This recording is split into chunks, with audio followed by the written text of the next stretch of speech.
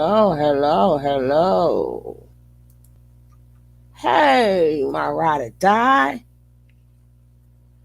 My ride or mother freaking die up in this house. Oh, we're gonna get this together.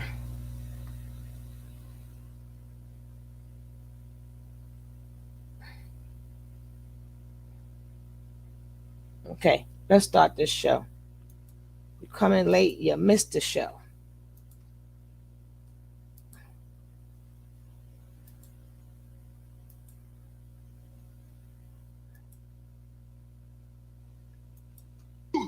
Lean attorney and a bam.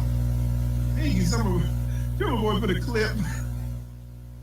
I try not to snap on people. My last live was kind of going off the rails. I guess my energy was off or something like that. And the drummer boy clipped it and put it up there. I should have done it myself, but he beat me to it. My man drummer boy said, "Oh, what do you say? You gotta be quicker than that, right? You gotta be quicker than that." So shout out to drummer boy 1980, excellent content creator. I'm subscribed to him. He's excellent. Y'all go check him out. If one of the moderators could drop the link to his channel in the chat, that would be very much appreciated.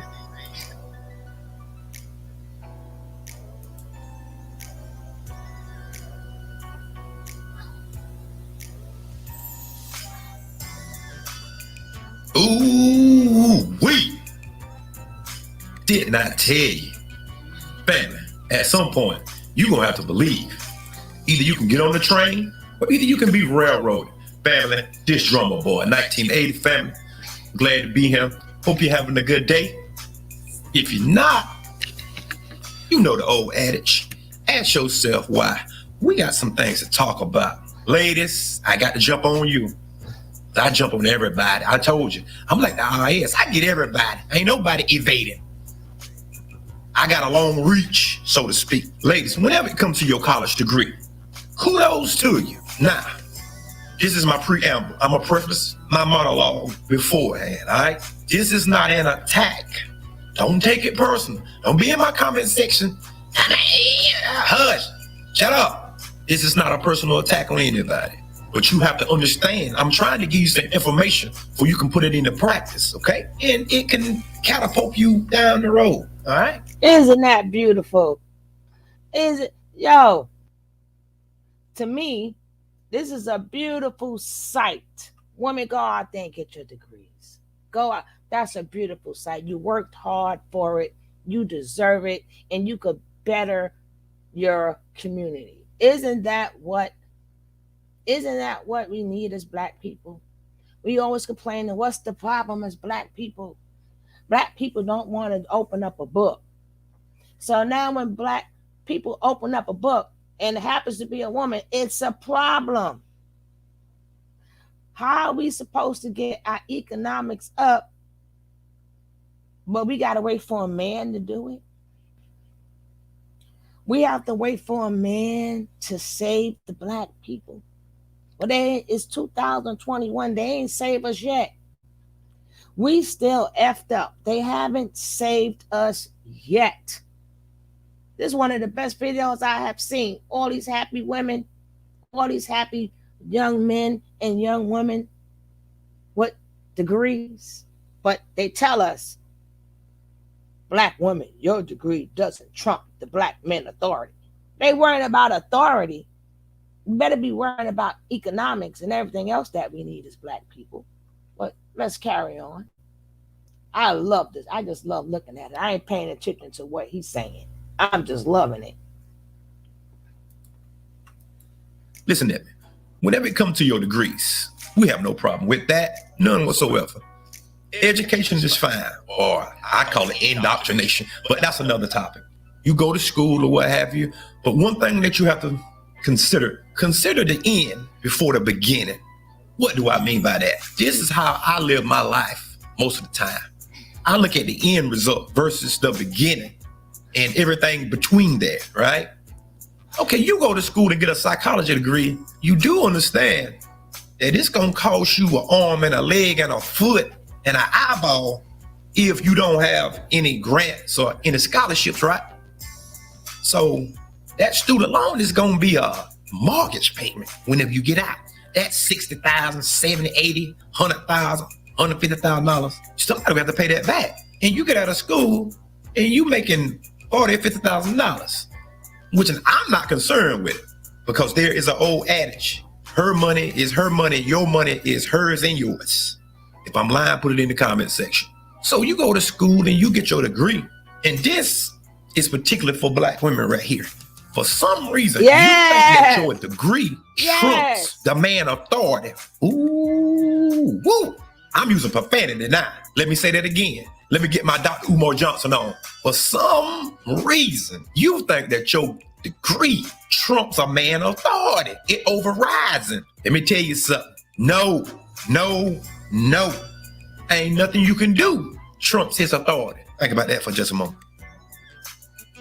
I don't want to hear nothing about no degrees unless you talking about some deodorant, angle on a protractor, thermometer, or you talking about second-degree murder or first-degree arsonist or something like that. But other than that, I don't want to hear nothing about no degree, because it doesn't do nothing for me anyway. Because me, as being the man, I'm holding things down anyway. I'm not looking for you to take care of nothing I have. Before I got married, my wife said something that was very profound. This is what she said, guys, verbatim. And she is going to hear this. She said, I feel like you don't need me. Bingo. Give me a round of applause. See, most of y'all don't even have no clue what I just said. Let me repeat it. She said verbatim, I feel like you don't need me for nothing. You can do everything by yourself. Because when I met her, I already had a brick home in a decent neighborhood. You heard. I was washing my own clothes. I was cooking my own food. I was cutting grass. I was trimming bushes. I was doing all this prior to her coming. So when she came in, all she had to do was just move her clothes in. She didn't have to buy no furniture. She didn't have to buy no forks, no spoon, no plates, no nut. Everything was already laid out. So what happened, I still was in the routine of taking care of myself. She was just a part of me, even though she college educated. But that didn't make me no never mind. I don't care about that. I care about you being demure, feminine, cooperative. Are you able to get on my plan? That don't have nothing to do with no degree. Matter of fact, it seems as though the higher black women go, the more difficult it is for them to cooperate with a man. Ooh, woo. I know there's gonna be some profanity in the comment section. For the record, guys, I don't erase nothing. That's YouTube, because they sensitive. Let me say that again. It seems as though the higher black women go, the less they are to cooperate with a man. But you have to understand, lady, that college degree doesn't make you more attractive in the sexual marketplace. It don't. Sorry to tell you that. Because there's some people that are just not attractive, but they educated. But they think for some odd reason that education just make them look better or more attractive. No, absolutely not. Especially the ones with the attitude. But let me jump back to this. So she felt like I didn't need her, according to her. See, fellas, that's how you have to be. You have to be whole before you meet a woman. Then, and only then, you can maneuver. You can exert your authority. And when I say authority, I don't mean hollering at nobody, screaming at nobody, or being some crazy narc. A degree doesn't mean authority. A degree means I have a brain. I wanted to do something. I set out for it. And I completed it. What y'all the ones that's scared of women that has a degree, because they use their brain. And you kind of mad, aren't you? You kind of mad that they use their brain, and you just can't just tell them any old thing. They can't cater to you the way you want to be catered to, because after degree, they have this thing called a job. And they come home just as tired as you. So you feel you can't be treated as a complete man, because certain things you have to do yourself. That's where the problem is. You got to do certain things yourself. Oh, what a shame. What a shame. A woman had the audacity to get a degree, to go to school, to want to do something better.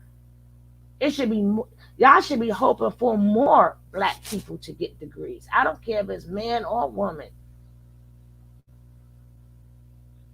That takes some stress off the husband. But no, the husband wanted the whole cake and eat it too. It ain't like that no more. It is not like that anymore. Don't stop your dreams for nobody.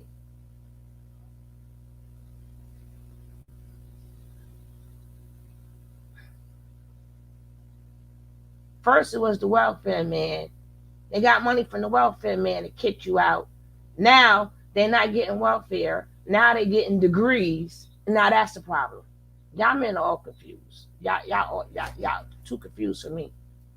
Narcissist and everything is what you say all the time. Now let me hit you in the head with this. Oh, I'm on the road this morning. I'm flowing right now. I ain't got no talking points. Some things I might go to my wife and talk to her about to get her input. But at the end of the day, ultimately, the decision is mine because I run my house. Ooh, I bet the feminists will go lock my comment section up. I run my house. I don't let her exert any type of authority over me whatsoever. None.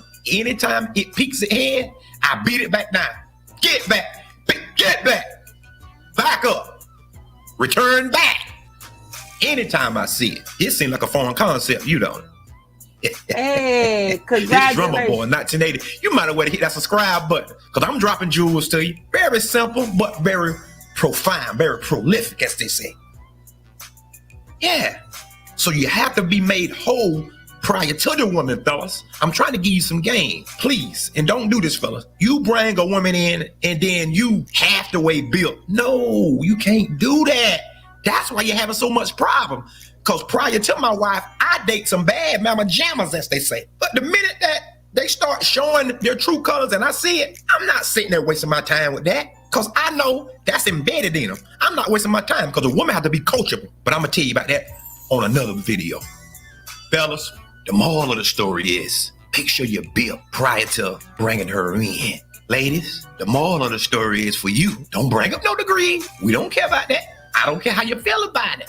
I know it might be some rough truth, but you have to be like a snake. Sometimes, well, most of the time, a snake will rub up against something hard to get that skin off of. You got to rub up against this masculinity to shed some things off for you. Mic drop. This Drummer Boy 1980.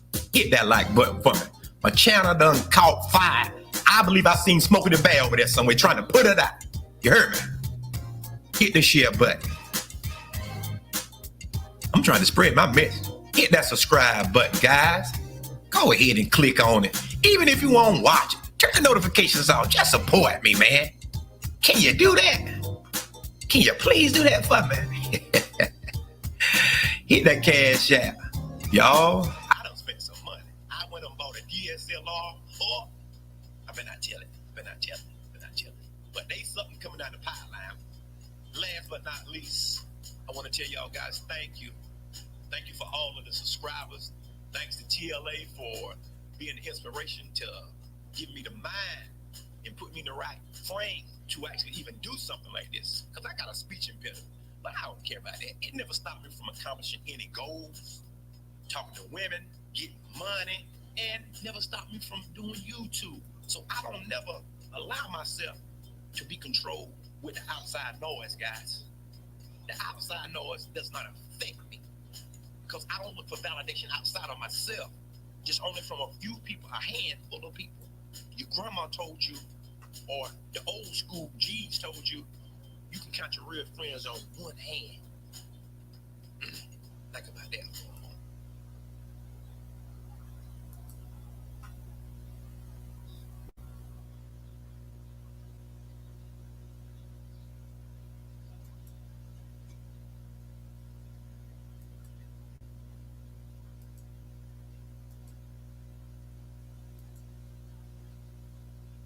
Brought up in the last couple of videos. One was, did slavery cause Black women to focus on degrees and a career over stable relationships and marriage? And let's talk about it. The other topic was the gentleman says, he figured out very quickly he did not want to have a family with this particular person, and cut it off. How come black women can't make that decision, to not procreate with bad people? So let's talk about them both. Uh, Black women's relationship to work has always been um, quite powerful. We are a resourceful group of women, okay, bar none. Just naturally creative, naturally resourceful, hardworking, um, and even in slavery, just to add a bit more color, Engaged, but not sure what to do next? Zola helps you plan. was the slave owners, but then there was the slave renters. And some slave owners would rent out slaves, but slaves could rent themselves out.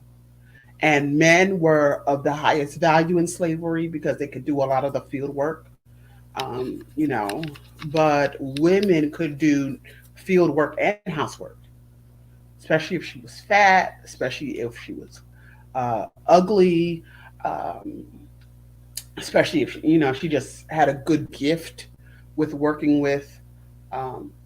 She had a good reputation in the neighborhood, not to be, sleeping with other people's husband. If she was more religious, she could make money in the field, renting herself out as a field hand, but she can also rent herself as the babysitter, as the cleaner, as someone who sews uh, clothes for someone, or the whole 9 yards. So black women, black people rented themselves out. That's how you had a lot of slaves who would buy their own freedom, buy the freedom of their parents, buy the freedom of their children, because they would, you know, take care of their master's work and then rent themselves out. But a lot of the money that they got from renting themselves out wasn't a lot. It was just enough to get some candy, just enough to get some extra clothes for the winter, just enough to maybe buy a little toy for the kid. You know what I'm saying? Those who actually paid off their freedom, they really had to put in that time. Black women did add a lot of value to their households, even in slavery. And we have had to be providers in order to provide stability in our relationships. I don't think it's ever been either or for Black women. We've always had to focus on gathering resources, and as well as how to love the men and raise the children. I don't ever think it's been either or. We have not had the luxury of it being either or. Black women have had to use, and let's be real, it's been attractive to Black men to have the more financially fit woman or the more hardworking woman. I remember Leslie Jones, one of the first jokes that she did on SNL that was controversial. She said, and she's very tall. She said in slavery, she could have easily got a husband. Right? She could have easily got a husband because of what she represented. Someone who could probably, back in those days, if you were bigger, if you were taller, it was assumed you could do more work. And so, Black white men would breed us like that, the biggest, the strongest, and all that stuff. But Black men would also look towards the stronger, the more resourceful woman to get his own self off the ground. And even to this day, what do Black men say? What do you have to bring to the table? And we build a life. We get a degree, we get a career to bring something to the table, and then we're mocked. Oh, you're not feminine Hey, enough. uppity. You're not pretty enough. You're not light enough. You're not poised enough. So it's just like, or you don't allow me to be a man. It's always some type of excuse not to be faithful. It's always some type of excuse not to get married. Black women have always used them being hard workers as an advantage. As we've always offered something, we've always brought Yep. something to the table Yep. in order to stabilize, like I said, relationships and marriage. Because you can't have, a marriage, a home, a family, and nobody's bringing in no money. You know what I'm saying? Or the person who is bringing in money is underpaid, unemployed, underemployed. And so black women have always had to roll up their sleeves, mop a few floors, nurse other people's children, you know what I'm saying? Clean, and even midwifery, even midwifery. And we've always added value, we've always added monetary value to our homes. And it wasn't until maybe after slavery where we saw an emerging amount of middle class black women um, and their daughters, the baby boomers, saw their mothers married for decades on end. And I think black women had a silent revolution. Black men will cite feminism of the 70s, but I think black women had a silent revolution in the 60s, in the 50s. And the baby boomers saw their mothers married to our grandfathers. And they said, you know what? Because back in the day, let's put some context. When a woman got pregnant, she could no longer work. It was legally against the law that in many states, if a woman got pregnant, she could not work. So even if she got a teaching certificate, even if she got, you know what I'm saying, she was bound to her household. And y'all want to talk about systemic racism? That was systemic sexism. Okay, so she had to come out the workforce, but her family still needed money, so she would do hair, and she would sell cakes, and she would do wedding dresses, Thank and she you. would polish the church house, and all kind of odds and ends, and we see that with black women to this day. I cannot say that enough. I cannot say that enough. When we always brought in extra money in the household, the man money could not take care of the whole entire household. It could not. So women did household work. They baked cakes. They sold cakes. They sold cookies. They washed people clothes. They ironed their clothes. A lot of them worked in factories. And for these men to think that black women are not the backbone, something is seriously wrong with you. Because I ain't never seen no man take care of the household and plus somebody else's household at the same time. I ain't never seen a man raise their kids and plus somebody else's kids at the same time. Cook their dinner, iron their clothes, sweep and mop, take us, and then got to come home and do it again for their own family because we needed the money. Rather, they had men or they didn't have men. I have not seen it. I'm not saying it was never done, but I haven't seen it. How dare you not call us the backbone? But a lot of y'all wouldn't even really care. Because as of today, y'all wouldn't even really care if the child ate breakfast, lunch, and dinner anyway. You don't even check on your child to see did they eat. Are they all right? Are they okay? Who do you think did it? Then we had to rely on our parents or the neighbor or whoever to take care of the kids because we had to eat. And this is even with a husband. A woman always did double duty. She found ways to bring more money in the household, and because of his authority, it was never appreciated. Nothing that a black woman has ever done up until today is not appreciated. You don't have to make videos about us. What you could do is you could just separate from us. You could separate from us. Can you? I've never seen. Well, I've seen it done willingly, when black men take care of other people's kids instead of their own kids. That was done willingly, but unwillingly, I've never seen where men had to take care of other people's kids first. Like if two babies is crying, it was the master baby and your baby. Your baby had to wait because you had to take care of the master baby. I ain't never seen no man go through that. And as she said in the beginning of the video, we always had these side hustles. We always thought of ways to make things better. But we don't get appreciated for nothing.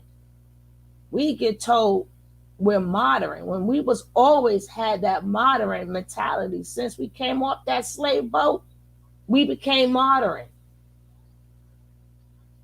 So I want that old fashioned. You ain't never seen old fashioned.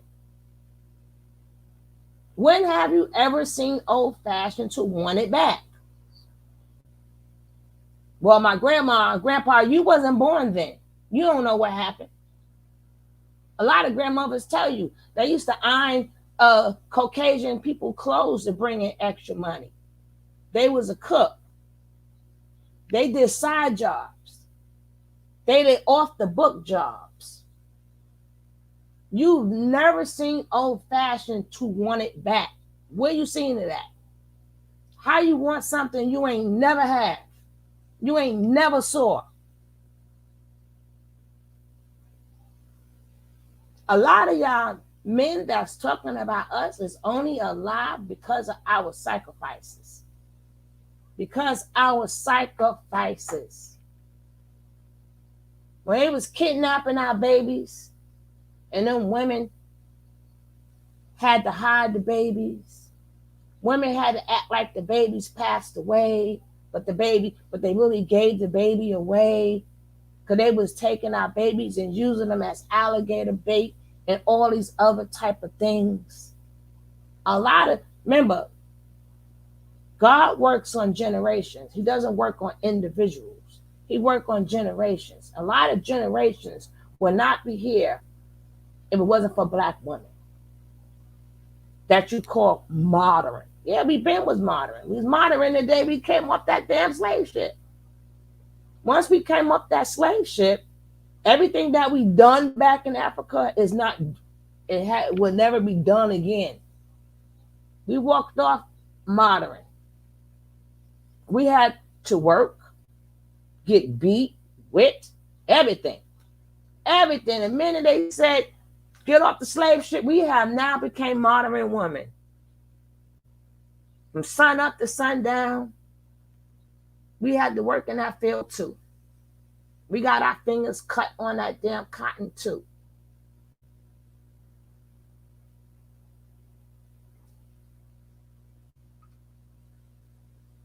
Y'all gonna pay for not appreciating what the women bring to the table. Hey, all these side hustles to make up for the fact that, the man of the house is not really producing the way he needs to. So, in 2020, I don't know any professional black woman who was single, who is a new divorcee, who is not chalking out a pretty penny trying to learn the mechanics of marriage, learn the mechanics of dating, learn the mechanics of, building stable relationships. That's a cottage industry that's always been around. Well, not always been around, but at least in the last 20 years, it's a hustle. So I don't believe it's, we've put more stock in a career and for family. It's just that when we try to focus on family, when we try to focus on having stable relationships, we still get abandoned. We still get hit. Our children are still sexually abused. You know what I'm saying? You got all kind of other outside kids. So it looks like we're more focused on the career. It's just that the career just offers more stability. It's the career who is still standing because after the whims of the relationship, after that house crumbles, guess who's still feeding me? that job from that white daddy, that degree, you can't take that away from me. You know what I'm saying? And how many asinine theories do black women have about marriage to try and work with a shiftless group of men? You know, marriage is just a piece of paper. Our marriage is spiritual. This whole polyamorous, open relationship, uh, hold a brother down, ride or die chick, black love above everything else. Even our politics, you know, even our politics is for us to have more options. You know, those of you who are activist women, we know the only reason y'all fighting the prison industrial complex is so y'all can have more options. We know that's what it is. Y'all don't care about these people. Y'all just want more men on the block. Y'all want more men available to you.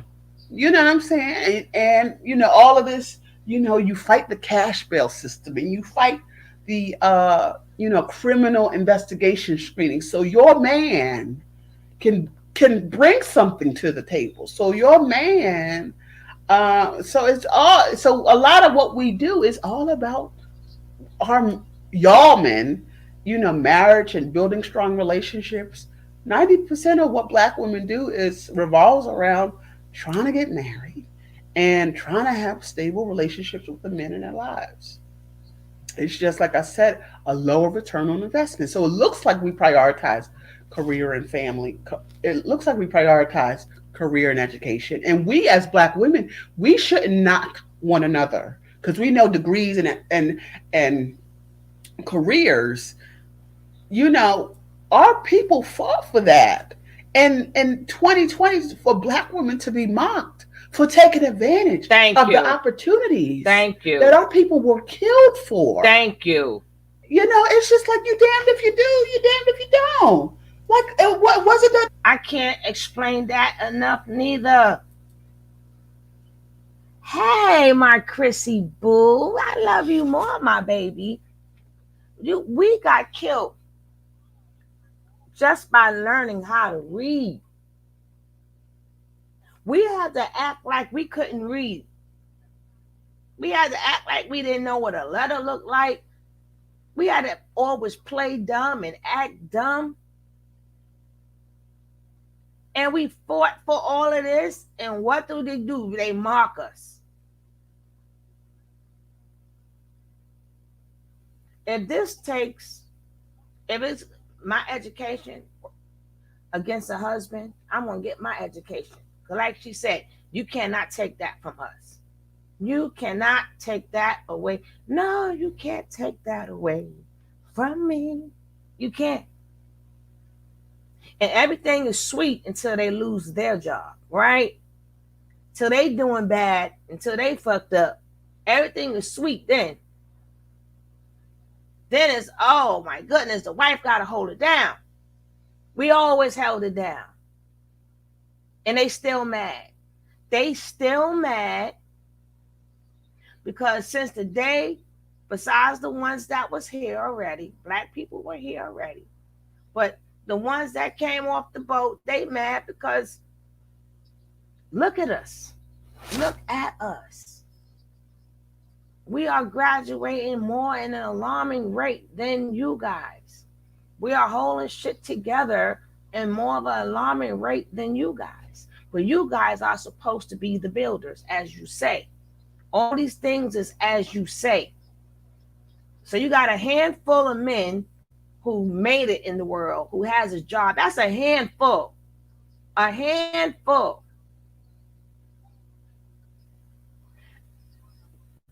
Against two handful of women. And most of the men meet their women in college anyway. It's better equally yoked anyway. Hey, Ms. Rod.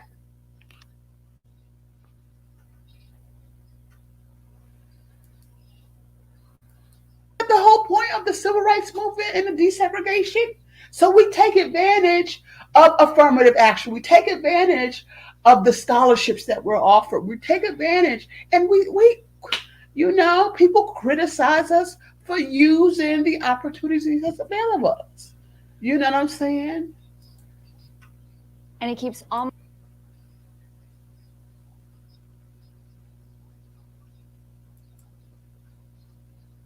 Looks like we're more faithful to our career and our education, but no, it's just that that career and degree is just more stable.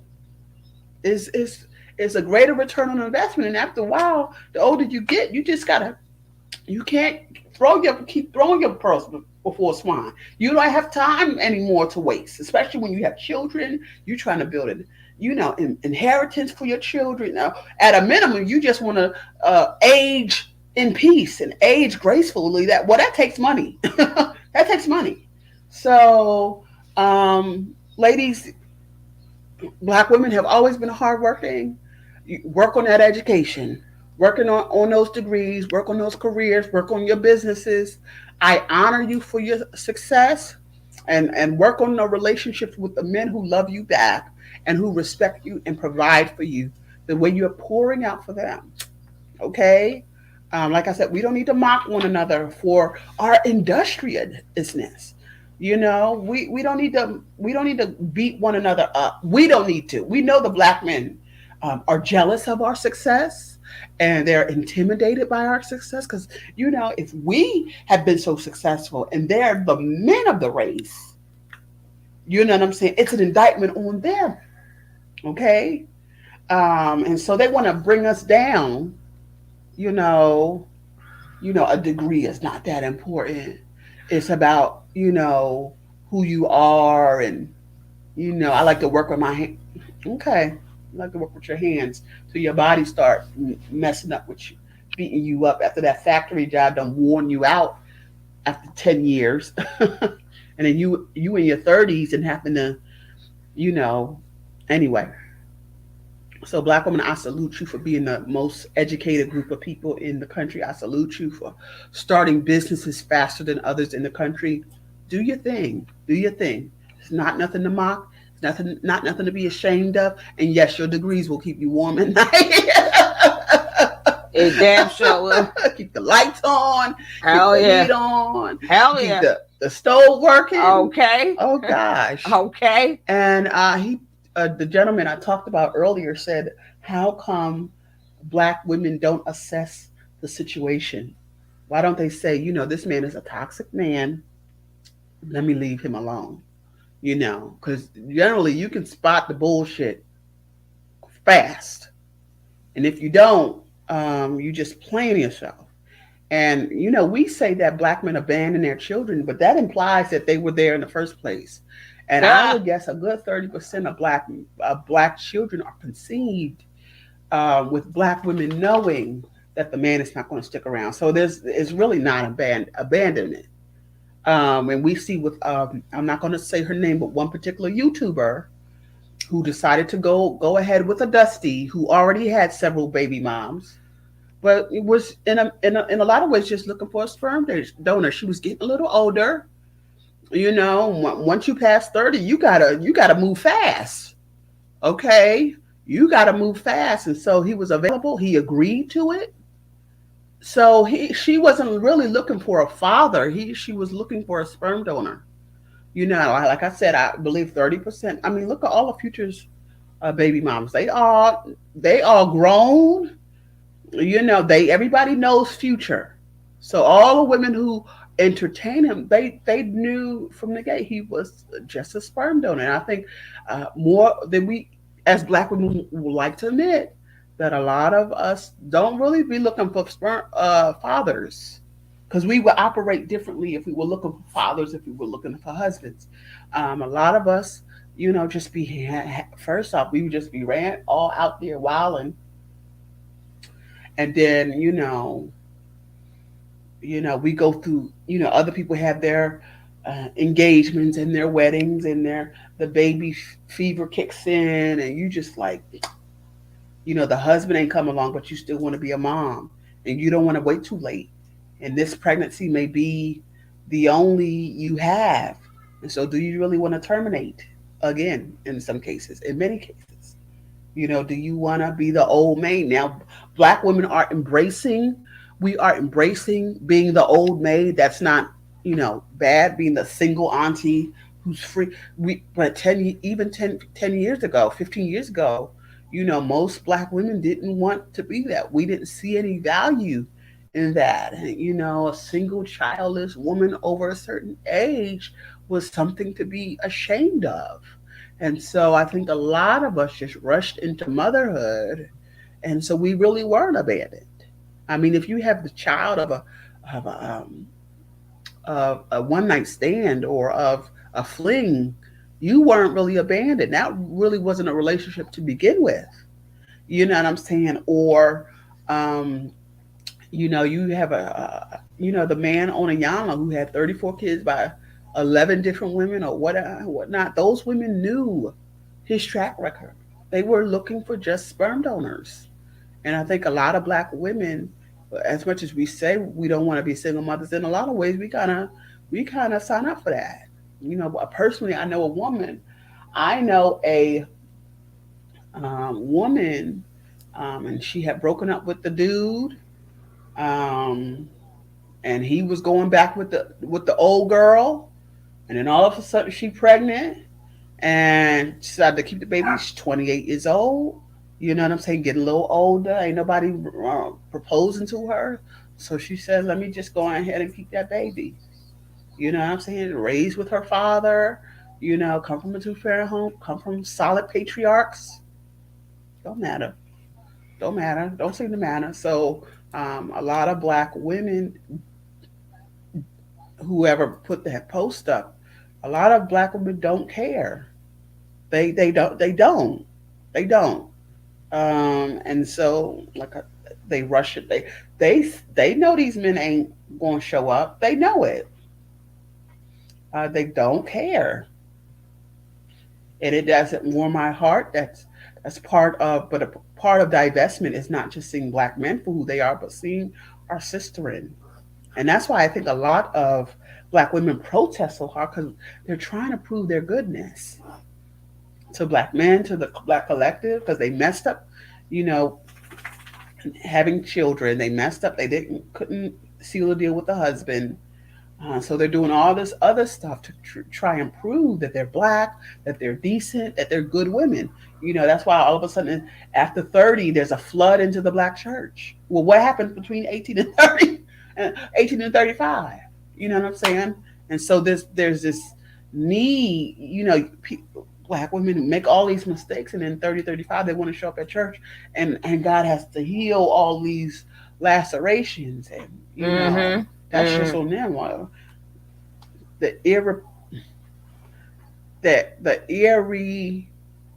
Irresponsible, the unhealed stuff, even from the children. How do you reconcile unhealed trauma that your mother had you as a result of a one night stand?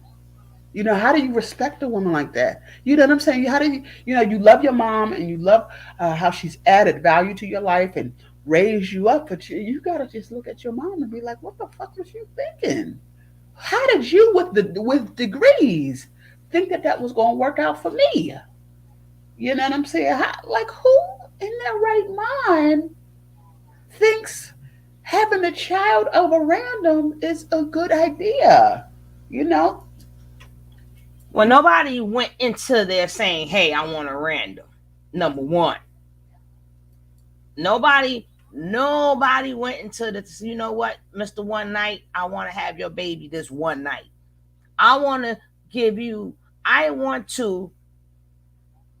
take your genes and multiply your genes all in one night. Nobody thinks about that. So I don't know about that. It happens a lot. But we don't just pick a random and don't know anything about him and say, hey, I want more generations of you. I want to procreate your genes. No, it don't go like that. It don't go like that.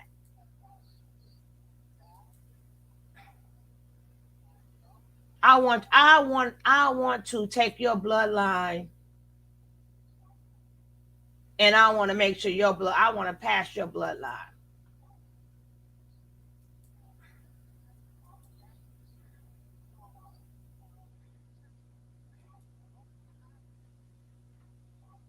whole wide world. And if you haven't subscribed to the podcast, hit the subscribe button below. Make you guys are ready.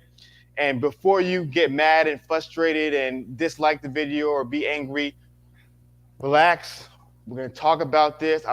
You will understand it and will make sense by the end of the video. They better. And this topic is very difficult for some because it triggers you, gives you an emotional response. No, we don't get But triggered. I want you to listen to this carefully But because we I feel like listening. it's going to help a lot of you guys. Mm-hmm.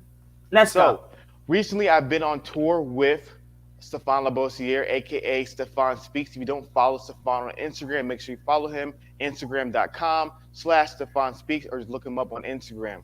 And we're on tour, traveling the country, been to probably like 15, 20 different cities so far. And we meet hundreds of women from all around the country. And at the end of these sessions, a bunch of women come up and they ask Stefan a question. And then there's one question that we get every single city, and it never fails. And I'm gonna go ahead and share that question to you guys real quick.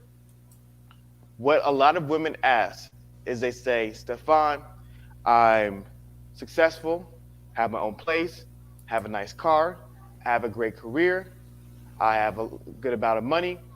How come I don't attract more men? Or how come more men are not interested in me? How come more men are not talking to me? And this is something in which, like I said, we hear it so many times. And one thing that I've realized, and I'm going to put it to you straight, men don't care about your career, men don't care about your job, and men don't care about your ambition. They Now, should. explain. Yeah, Say that one explain more this. time. Explain this. When it comes to attraction, Mm-hmm. men don't care about your job, Mm-hmm. men don't care about your career, Mm-hmm. and men do not care about your ambition. You see, when it comes to men and women, though we're very unique, we're also very different. I think most people can agree to that. But also when it comes to sexual attraction, men are attracted to certain things and women are attracted to certain things, right? Our attraction is different. What I've seen a lot of people do, and to be honest with you, I did it when I was very young, is that a lot of people think that because I'm a woman and I'm attracted to these things in a man, men are attracted to these things in a woman and vice versa. So I'm gonna give you guys my story. You know, when I was younger, in my early 20s, I was like, yo, like interested in a girl, and I started dating another guy, and I was like, yo, why is the girl interested in guy A and not me? I look better than guy A, or you know, I have a better body than guy B. And then somebody was like, but he's a doctor. Well, he's a lawyer. And I was like, dude, I don't care, but I don't care about his job, but I look better. And he said to me, like, when it comes to attraction, stability and status way more than just sheer physical attraction for most women. And obviously, I'm not speaking about everybody because everybody's different. That's a lie. So That's what's a lie. also true is that when it comes to male attraction, in reality, what guys care about the most, as everybody knows, is looks. Guys care about looks the most, and then in far second place is personality, right? And if they're religious, then spirituality comes in third. But the looks is the most important thing. The career and the job and the ambition, that is for you.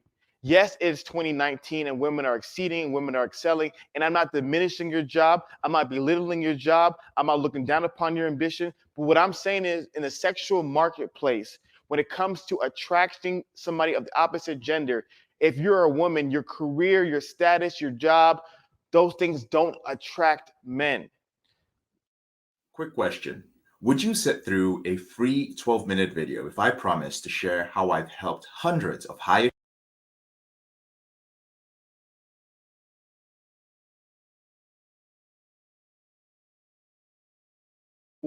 pointed out, you have millionaires, billionaires dating beautiful models, girls in their 20s, girls who live at their parents, girls who stay 5 girls to an apartment, they date them, they marry them, and then you always find CEOs, great lawyers, really successful women who are single.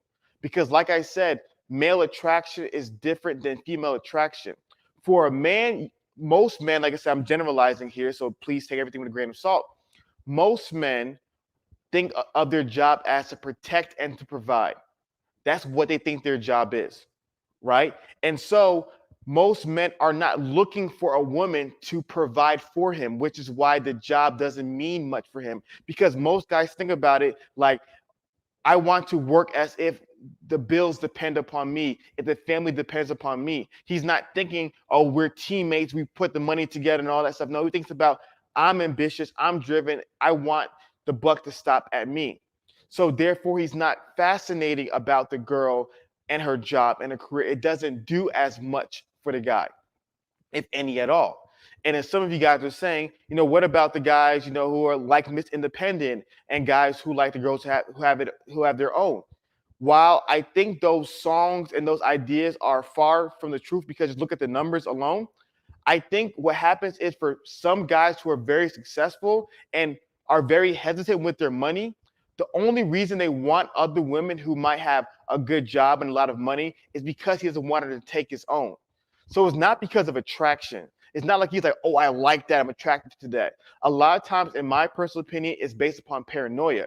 He's afraid of the girl without money taking his money and leaving him. These are the hyper successful guys, the deca millionaires and beyond. So sometimes these guys will go for a woman who has money, so he knows that if we divorce, if you leave me, at least you have your own money, so you're not taking my own.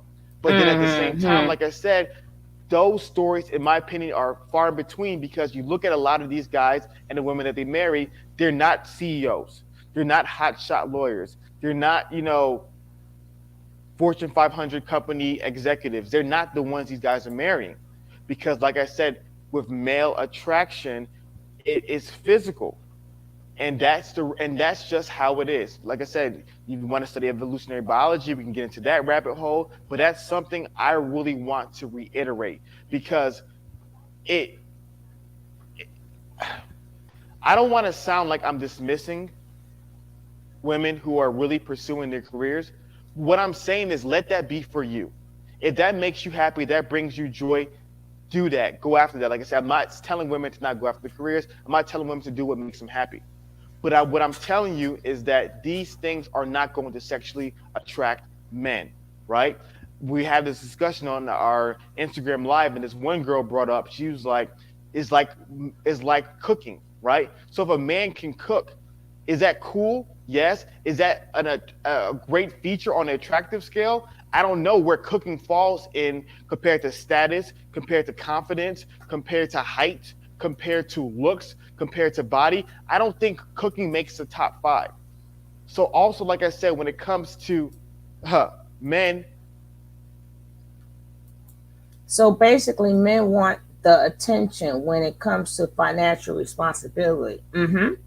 That's weird. A lot of men don't even have the ambition to pursue a career to support their own lifestyle. So how? Oops. Tell it, baby. Tell it, baby. He's finished anyway.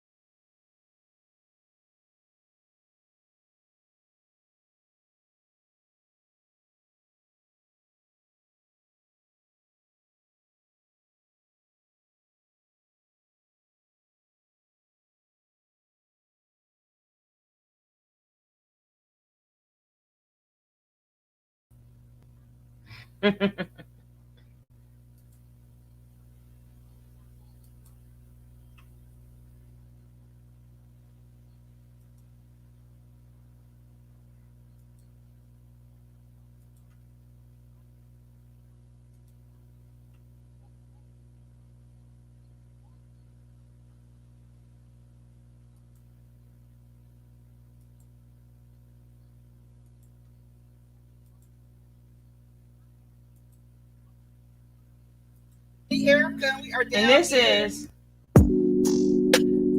Erica De Niro. Check her out. Check her out. Check her out. Was a really good topic. It says I think we should probably do it on a live, like a members live, and I'll try to do like a StreamYard. And then like people can join and we can have a conversation. I think that's so awesome that you're going back to school as well, to get your degree. I think that's awesome. I think it's also an awesome like topic to talk about as well, like things to talk about. Let me see. Red flags in relationships. Female empowerment, I always like to kind of steer away from that, because Chrissy, I feel like it kind of holds you in. I would take out the, I don't know. I would just say empowering other human beings to just like see their worthiness, see their self-worth, and understand and found your recognize their wifey. self-worth. And I think also a good topic to talk about is how like what was the journey like to self-love? Like, when did you realize, like, okay, I need to love myself before I can do it, before I can extend it out, right? And even then, that's like that's a weird relationship too. We don't always, or are not always 100% with ourselves, right? So I feel like, hold on, let's see. I always have to make sure the camera, and for some reason, I don't know. Anyways, so yeah, and I feel like, what you say, power of education. I think that is really, really great. The power of education, and because so right now there seems to be this weird ass attack on Black women being educated and getting their degrees. I don't know. I don't understand. It's like they're trying to make it seem like something's wrong. And it's like, it's weird, because it's like, well, if the women aren't educated, then what is she gonna do? I don't know why I feel like crying right now. Because it's like, y'all, what do y'all want? The women just, it's so weird. It's so weird. When I hear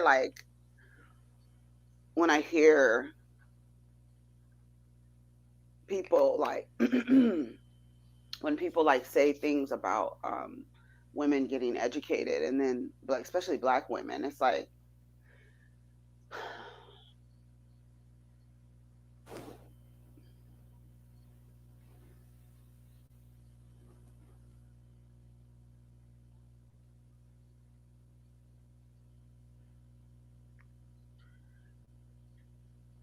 don't depend on anyone. And that's period. Always make sure you have your own. And that does not mean make sure you have your own and then someone can live off you and your own. No. Don't allow a grown, able-bodied person to be dependent on you by, being a gigolo, being a homosexual, being whatever it is, whatever the situation is. Have your own, because somebody said the other day that really stuck with me, because I was like, make sure you always have your own. And that's what I've always I've always been taught. Don't let anybody throw you out. You always have your shit in order. And then somebody came in the comments and said, yeah, that's a great advice, but it kind of leaves you open for you to allow other people to come and live off you. And she's right. She's right. She is absolutely right. When you have your own, you believe like, okay, well, he needs to come live with me, or they could come stay with me. I'm not giving up my place or anything like that. No, just have your own. Just have your own, but don't allow anyone to live off your own. Exactly. Don't get married and put the stuff together. So put the budget together. That's how I feel about that. I don't understand why you don't want women to have an education. Oh, she's crying. She's crying that they aren't dependable. Oh my gosh, she's crying. Y'all see the tears? She is crying. Chrissy, she crying. And like in Mahogany Pink's video, it's like, how do you focus on the people who are excelling? How are you focused on them? Like the people who are excelling, you see that as a bad thing. Chrissy, go wipe her tears. She's crying. She got tears falling down her eyes because they listen to all this bullshit these people be talking about. The one thing you need to know is we fought for this. We fought for our education. Not just men, women fought for education too. Because somewhere down the line, we was able to read. Oh, she cries a lot? Oh, go wipe her tears. I'm going to tell her you're going to come wipe her tears for her. We fought for all of this. Now we being ridiculed. These men sit back and they act like they got all their shit together and they got a house waiting for us to move into. They want all this feminine shit, but I don't see the house that I don't see you putting a ring and you got a house and all your shit is together. I see where if men is older, they might have their shit together and they look for younger women. But usually when it's men and women within the same age bracket, ain't none of their shit together. And if you meet somebody when both of y'all stuff is not together, and then now y'all get together and y'all put y'all stuff together, you get so much more. Stop listening to these people. It's a money, I showed you guys yesterday. It's nothing but a money grab. That's all it is. It's a money grab. Talking about black women and throwing black women under the bus is a money grab. And you got this young lady here crying. It's terrible. It's crazy how we always have to compromise and dumb ourselves down to make them feel valuable. You got that right. I'm not going to dumb nothing down. You better step up. I ain't dumbing. That's not even my vocabulary. Now, sometimes I may be acting dumb because I don't feel like using all my brain cells. That's just me. I don't feel like using my brain cells. I just want to have me some fun, shits and giggles. But I do got brain cells. But I'm not going to, when I use my brain cells, you may not like it. But I use it when I want to use it. But I don't act dumb for you. We got to have more videos building women up. Just build them up. I think they're trying to keep women in subservient roles because they're media core and need to boost. That's all it is. There is not a I think there. That's what it is, Blanche. But since we came off that boat, since they dropped us off that boat here, we've been monitoring since the day. Because once you take people from their natural habitat, the tradition stays. The tradition stayed in Africa. We came here, all of us came here moderate. We all came here and got whipped and we had to work. When didn't women have to work? So we was modern since the minute they took us off the damn boat. And we had to be mothers since they took us off the boat. They didn't say, okay, women, we're only going to have the black man slave, but the women, you stay traditional and you run the household. That did not take place. We always search for more. We are the beyond backbone that is going to get. So all these men talking about, hey, truly, my baby, all this traditional shit, traditional where? My grandmother and grandfather, grandma had a side hustle, believe me. Grandma had a side hustle. They got this girl crying. That's terrible. That's terrible. But you're not focused on the actual bad thing, and that's the underemployed, undereducated collective of men. But somehow, some way, the focus needs to be on. Hey, Stuart. And the problem is, hello, love. These women are getting education. These women are too independent. These women are too modern. When we receive somebody, I tell you, a modern woman cannot depend on a traditional woman. Cannot depend on a traditional man. Like, honestly. And then I think about Destiny from Love and Marriage Huntsville, and that man giving her a bunch of problems for not taking on his last name. We don't know the other issues that they had in their marriage. But you married this man, you moved away, you had a baby, you moved in together, you had a baby. You take his last name, you probably named the baby in some way after him. And then 3 weeks after you give birth, can you imagine?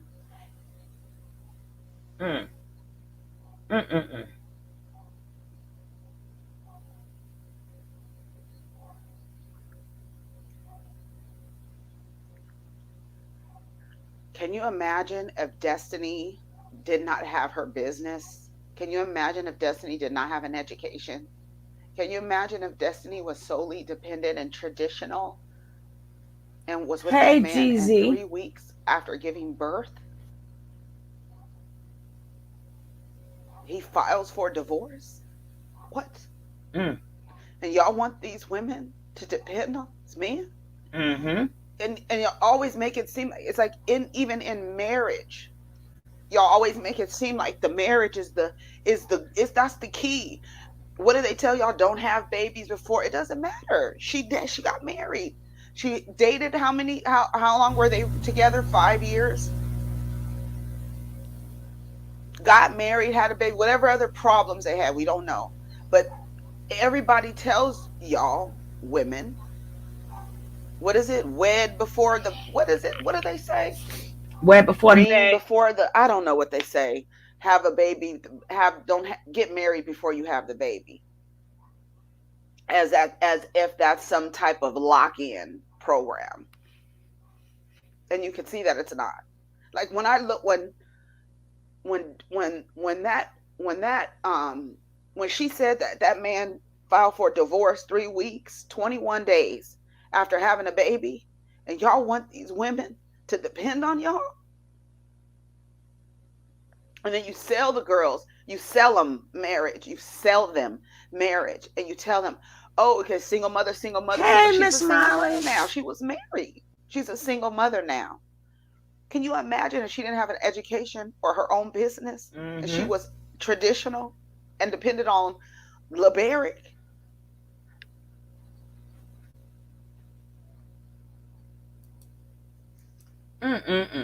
Women, please take traditional out of your vocabulary. Take traditional woman out of your vocabulary, because we know there's no such thing. There is no such thing as a traditional woman.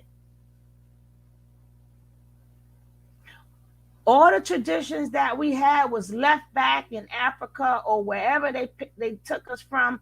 That's where the tradition is at. Once we came here as modern women. We came here, they made us work. They made us work. When we got here, was nothing traditional about that. Nothing. We never had traditional Blanche, baby. We never had it. Since the day we came off that boat and they sold us, we had to work. Work. We had to work. Was nothing traditional about that.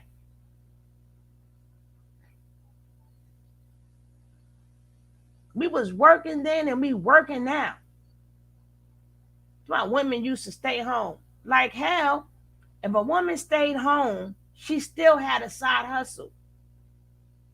Because the jobs that the men was able to get was not paying enough.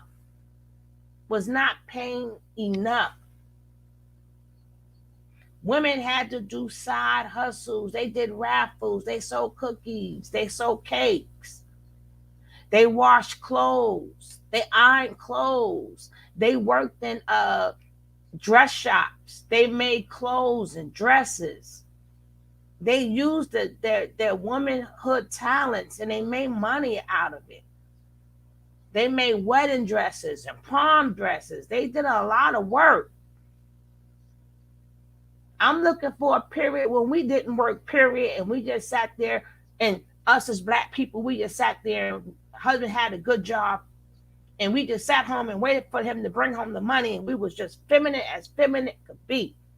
I'm still looking for that time period. They sell it, but I haven't seen it. If y'all seen it, let me know. If y'all seen it, let me know.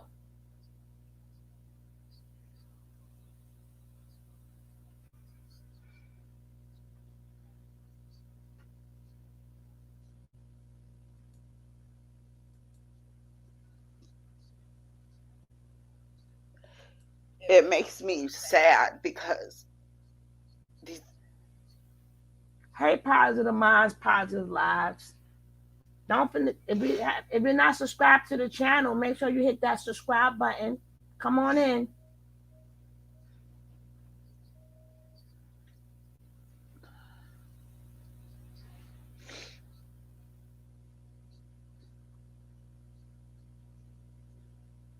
And then you like shame women for taking care of themselves and putting themselves first. Y'all too independent. Y'all too masculine. Yep. Just like my forefathers, my foremothers. People are independent because they cannot depend on you for their survival. They can't depend on you for their survival. So they have to become independent and survive on their own.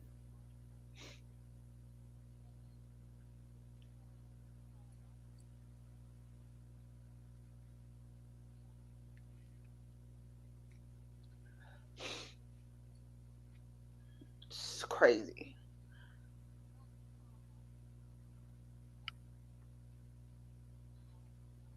And also when you don't have it, let me tell you something, when you don't have the education,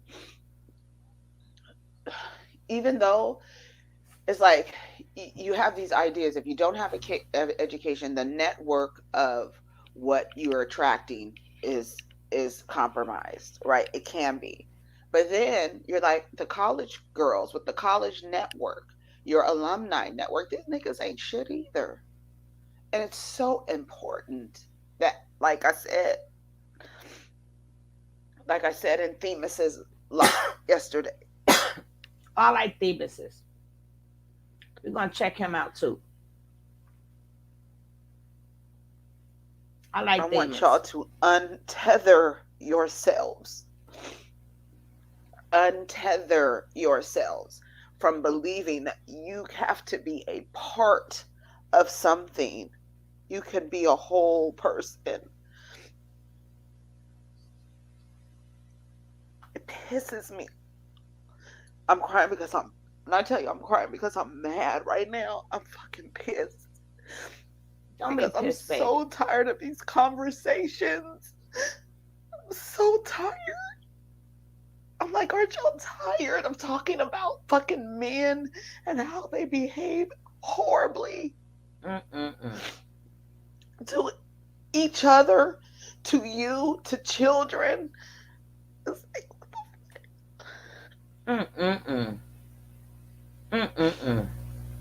It's okay, baby.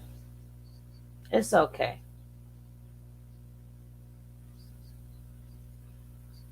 And then y'all come with, it's not all. God damn it. I don't give a fuck if it's some. It shouldn't be any, but there is.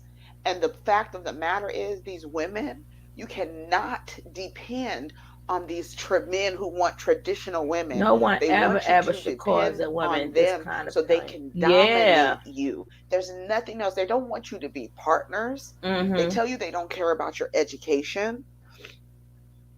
They don't care about your education, but they're not making, on average, they're not making enough for you not to work. So where are you working with no education? Because you're going to have to work. This idea that, oh, we want traditional women. Traditional? Whose tradition are you modeling? Thank you. This after? Thank you. What template of tradition are you using? Thank you. Because if you're Black, that has never been your tradition. Thank you.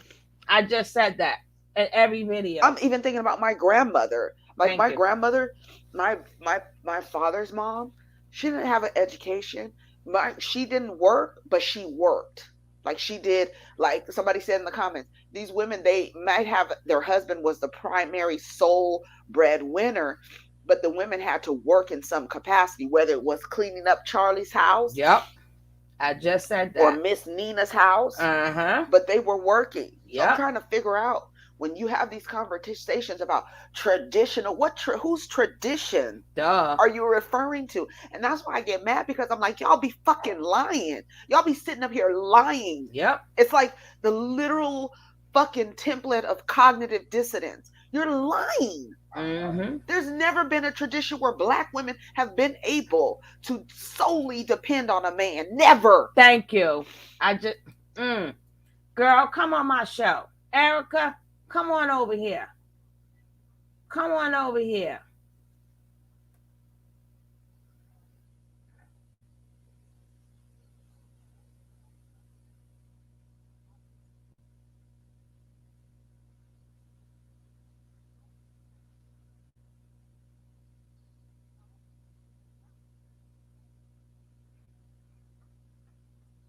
Come on over here. Who tradition are you talking about? What tradition are you? I'm still waiting.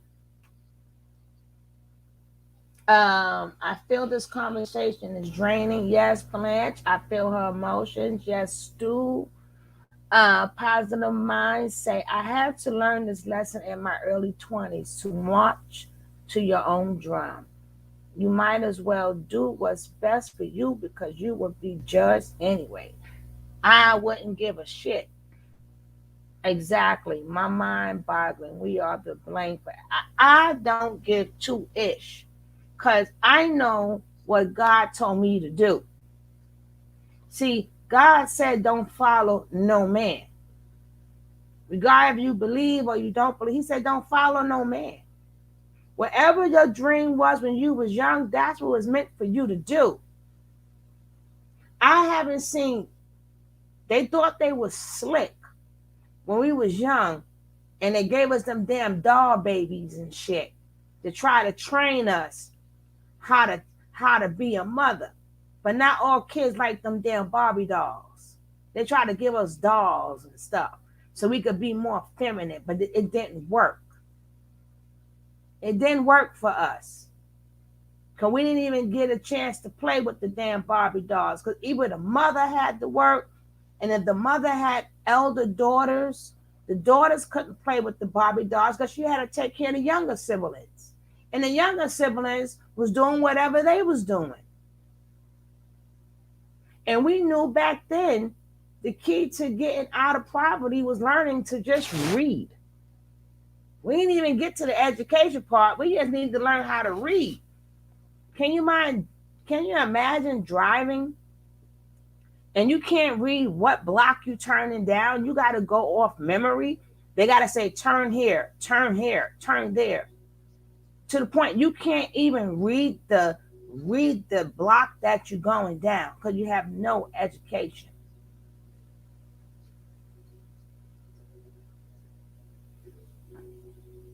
We ain't never have it like that. We could sit on back and be like how them old TV shows was. And every time you show that, you're never going to show a Black couple. Never, ever.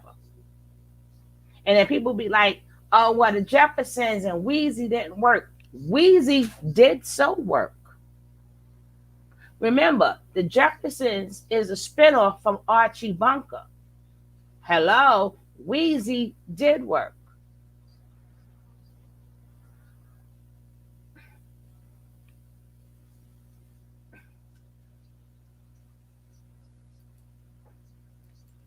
Not in American history.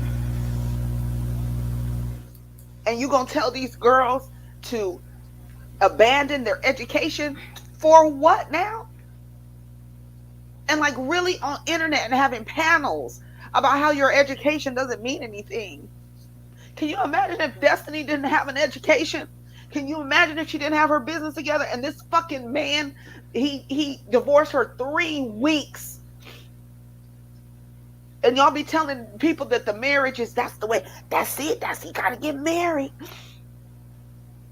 Because they're less, what do y'all say? They're less apt to leave. It's almost like that's literally the ball and chain. Get married because they can't leave as easily. Oh, showed y'all 3 weeks after she had a baby, he filed for a divorce. I'm crying because I'm mad. Like, I'm pissed. Because I want women as a whole, especially Black women, just untether and unchain your identity from Black men. Because it makes me sick. It literally makes me sick. It makes me sick. The conversations You got that right, constantly Chrissy. happen every day.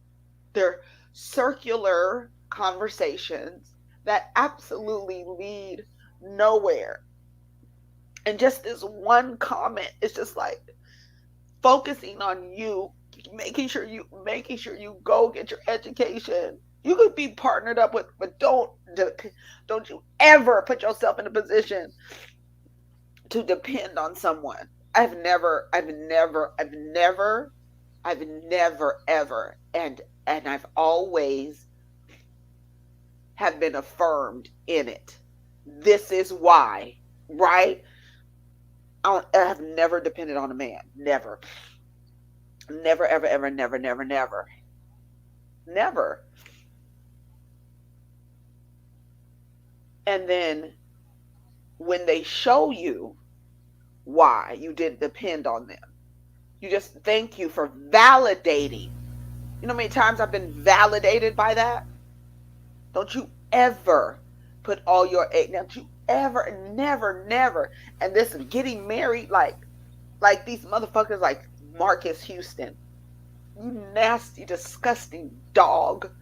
Dog ass men taking these girls and like watching them as teenagers and then waiting till they turn 18 to fucking siphon their youth from them and just steal. Yep. And just destroy them. I don't like it. No. I don't like it. It pisses me off. Why the fuck would you watch a girl while she's a teenager, then marry her at 18, and then turn around and she has a baby at 20 years old?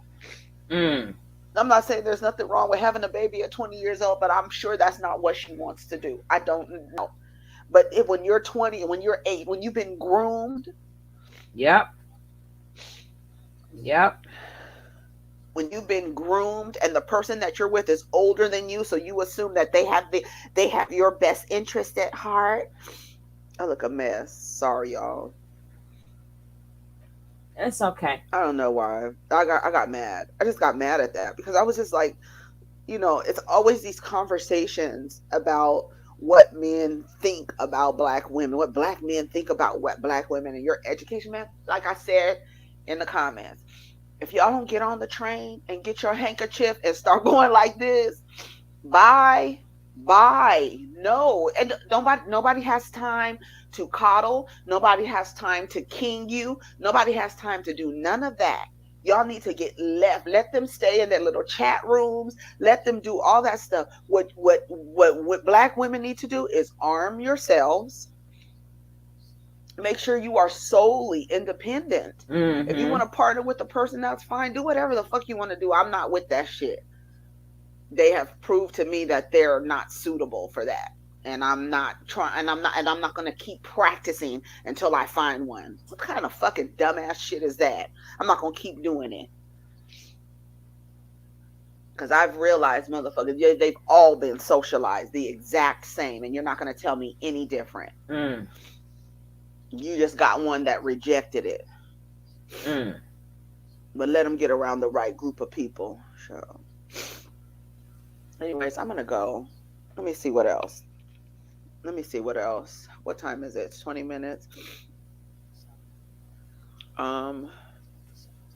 We talked about Tristan. Yeah, Marcus Houston having a baby with 20-year-old that he's been grooming since he was 15. That motherfucker needs to be strung up. I don't care. Men who groom little teenage girls and try to marry them at 18, they need to be strung up. I don't care what y'all say. Nasty dogs.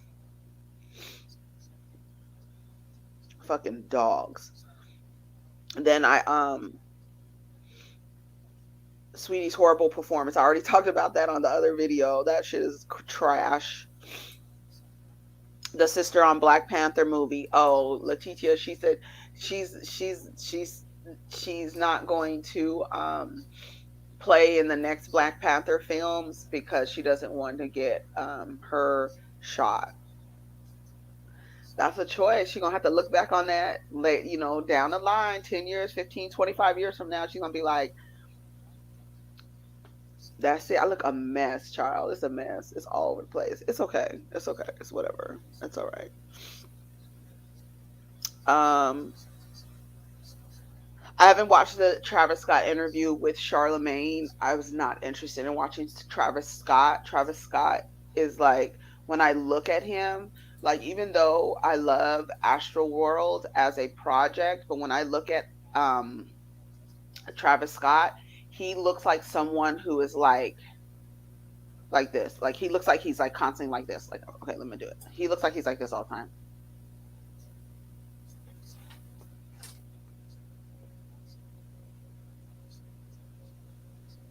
That's how he looks to me.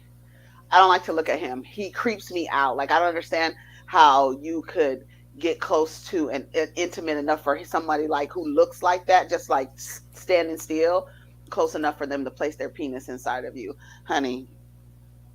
So I can't. It's hard for me to watch Travis Scott in an interview. It really is, because he just seems like he is.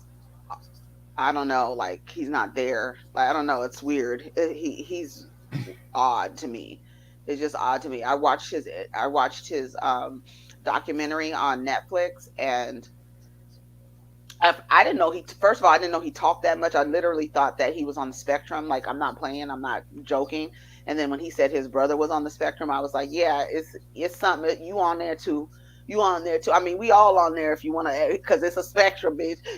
We all on there if you really want to talk about it. But some cases are more severe and some are more mild than others, and that's real talk. I'm not saying that I'm not saying that as a joke. I'm for real. And for him, I just felt like, when I look at him, I just feel like who is this guy? Like, I feel like, I don't know. And then all the stuff that happened, only reason why I watched that documentary was because all the stuff that happened at in Houston. And I was just like, I need to see, because a lot of people are like, he does that at his concerts and stuff like that.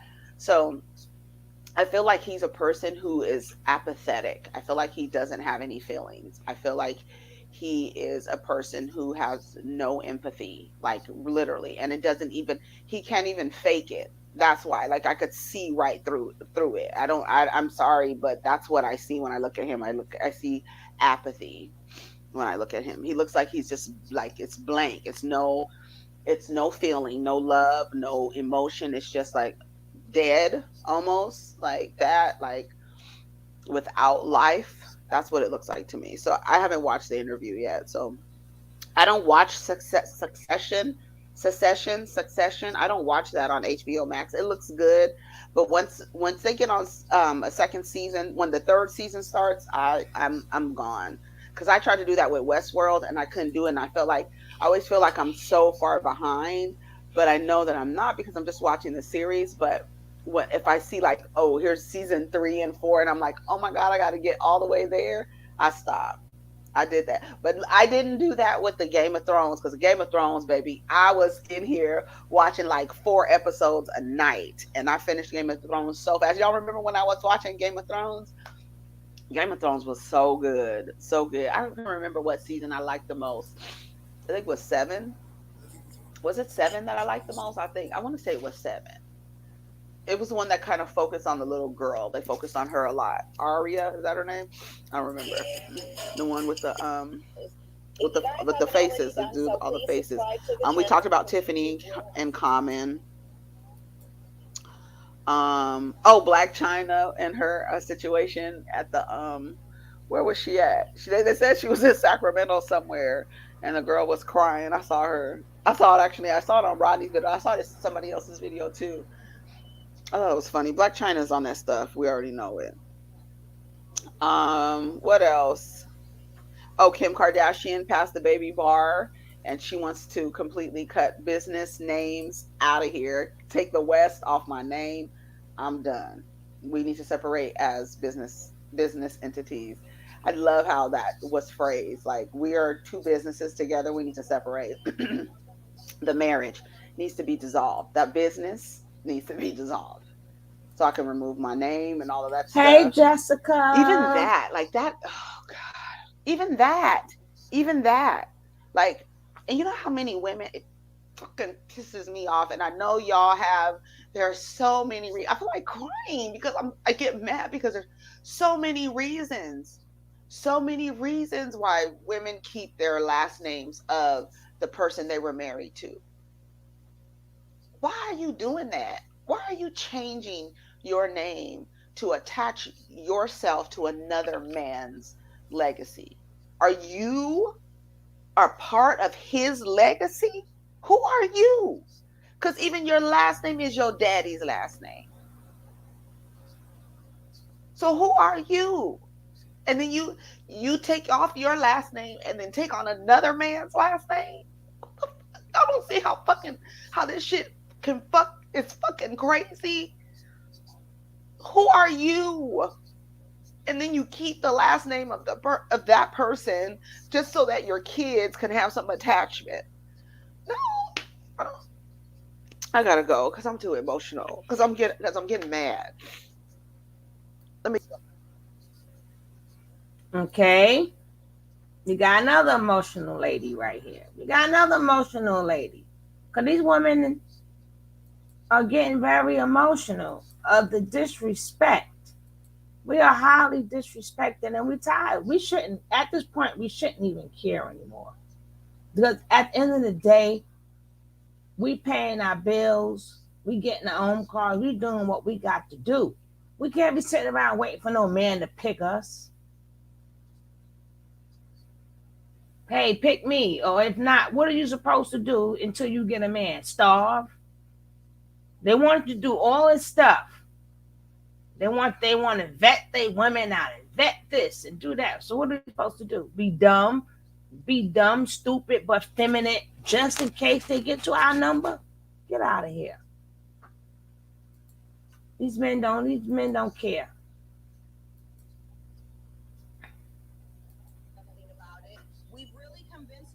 That Black men genuinely want better for the community and that somebody is preventing them, and that's just not the case.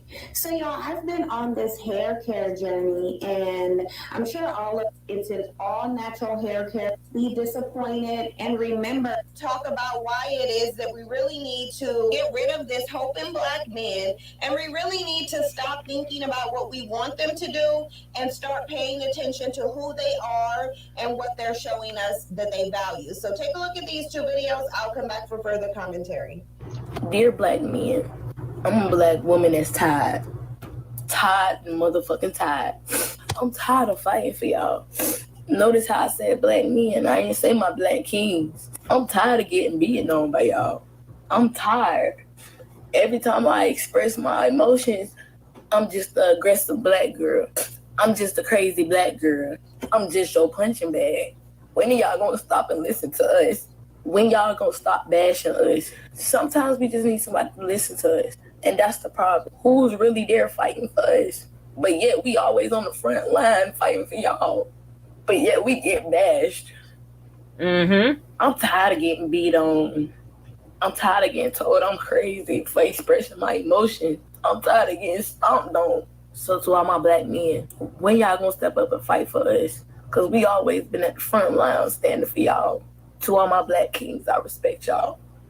Dear Black men, what is it? What is it?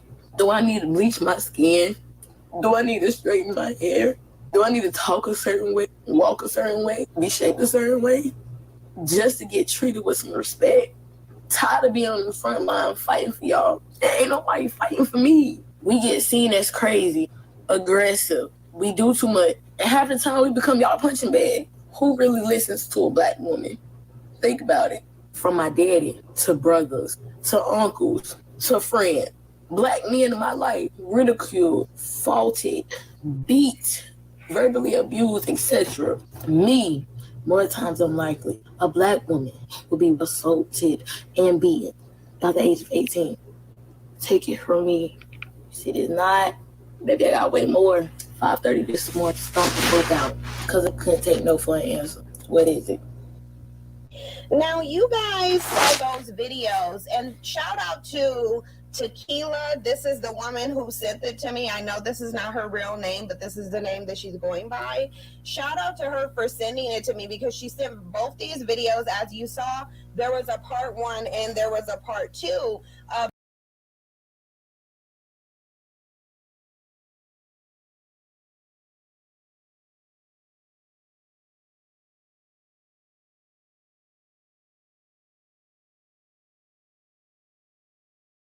you. They don't care. They've been whining and crying for the past 50 years about their so-called subjugation that they refuse to do anything about. White structure and castrating the black males continue doing this. She cannot live with us. It's not that we can't live with her. Are you blaming us? Are you saying that it's our fault that this happened? No, I'm not blaming black America women. I just said that I'm blaming the system. They are victims of the system like the black male. Well, why do you say that we are castrating you? You say that you want to be the leaders. Okay, well, what about the black professional woman? Are you saying that there should be no black professional woman? Are you trying to deny black women the right to be creative, the right to function? We're not asking for you to take a back seat. We're saying that you have got to be astute enough and can view the situation well enough where you just automatically know what your role is and step back. And whenever you want to have that aggressive thing, this is the thing that the young black man today is not going to tolerate. My old man tolerated because his old man tolerated. It came up for years and years and years. But today, the young black man is not going to take it. He's going to be out there as a leader. White America has used black women to keep the black male in his place. And you're still aiding him by saying, well, we are qualified, we want to work, we can help. They're immature, they're child-minded, and they simply just don't care. They've detached themselves from black women. They don't really feel like we're their women. So while this black woman was in here referring to black men as our black men, and then said, notice I'm not calling you kings, as if they care about that. They don't care about that because they know that most black women are black male identified. Most black women don't care about the plight of black women. Most black women only consume black male issues, black male ideologies. We, and I use this word loosely, so whenever I say we, just know that I'm saying we because I'm a black woman too, but when I speak on these things, it really doesn't apply to me because I don't really care about the opinion of black men. Exactly. Gone are the days where I will exhaust any of my energy talking about the black man's plight.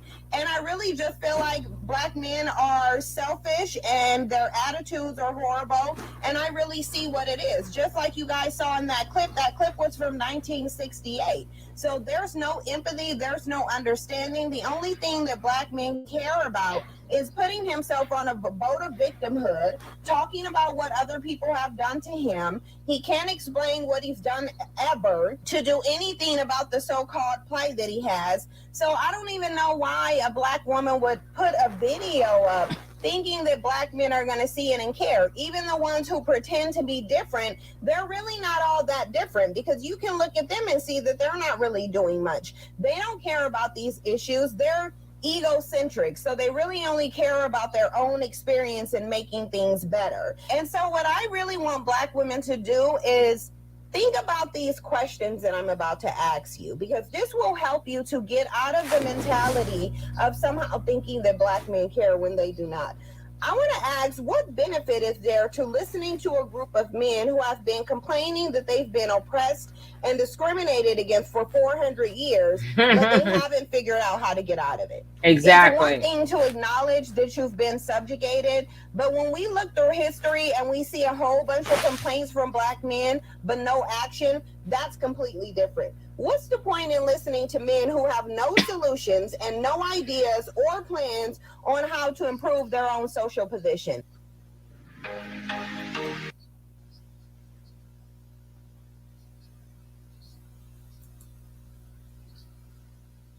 Is to continue to manipulate black women into believing that you're somehow the problem, that you've somehow exchanged welfare for hardworking black men, which really doesn't make any sense. But there's some black women who believe this because black men tell them.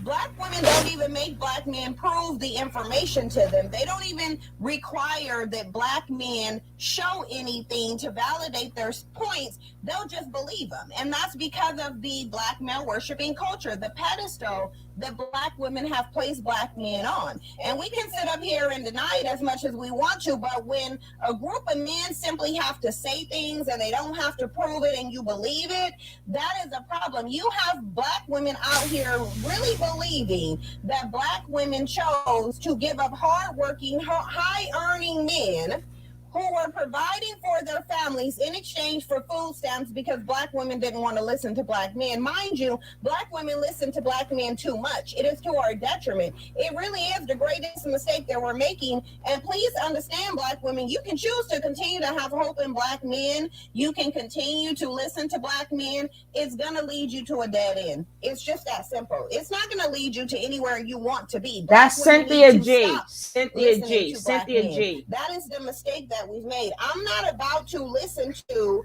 men who are conquered. I'm just not going to. What benefit is there to listening to and taking advice from a group of men who tells you that anyone, including women, can disempower them and stop them from liberating themselves?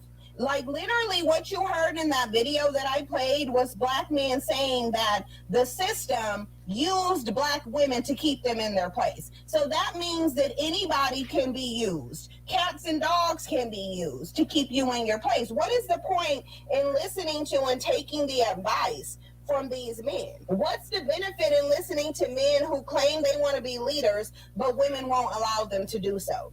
Everything they say is completely disempowered, so why would you listen to them? These are the things that black women never consider because we really believe that black men want better for the community, but they just have too many barriers in place to do anything.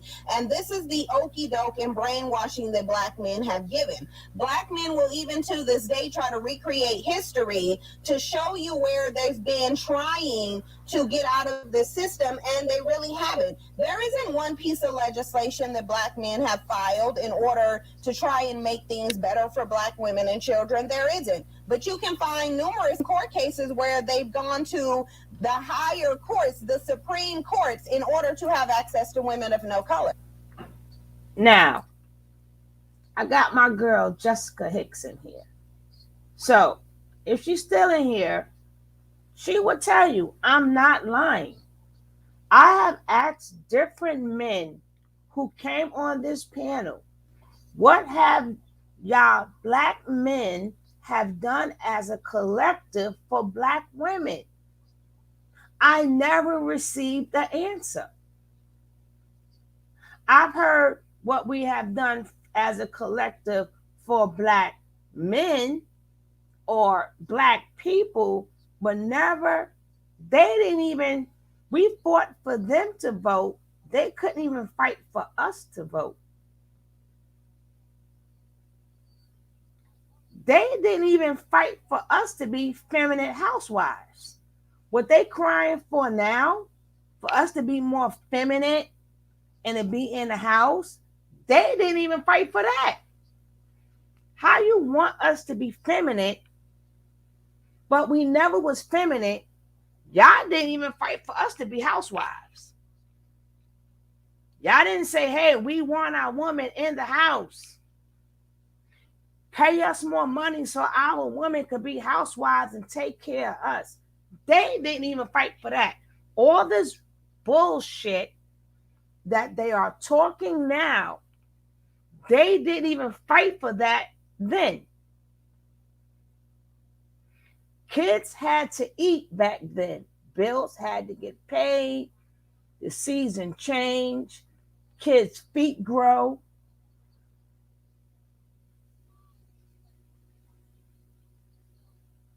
So, again, when did y'all ever fight for anything containing the black woman? I still don't have an answer. There's still no answer. I hear a lot of this and statistics and this. Statistics ain't got nothing to do about what I'm talking about. Just give me a date and give me a time. That's it. Give me a date and give me a time. I don't need to hear nothing else. Give me the cause, the date, and the time. And we're never going to get that. We're never going to get that at all. And I just say, give me one. Just give me one. Just give me one. They can't do that. Exactly, uppity. They feet grow and all this other type of stuff. Mm-hmm. So somebody explain that to me. There isn't one black man who has filed any legislation to make things better for black women and address the issues that black women face. But you do have numerous individual cases of black men petitioning the Supreme Court to have access to women of no color. So it's not that they don't know what to do. They're not motivated to do anything on your behalf. And this is something that black women refuse to accept. It just is what it is. We don't look at the fact that there are a lot of things that black men could be doing to greatly improve the community, like raise their children, specifically the males, to value themselves and their people. Nobody is preventing black men from raising their children. Nobody in 2021 is preventing black men from being in the home. They're making a conscious choice to abandon the children they create with black women, women of no color, Asian women of no color, and Hispanic women of no color. And it's not because somebody is stopping them, it's because they don't care. They don't value their role as a father, because all they're gonna do is tell you as a black woman that you should have chose better. All they're gonna do is say that that black woman won't allow them to see their child. All they're gonna do is say this. Collecting gambling debts while your child is under your supervision. Liz, I was set up.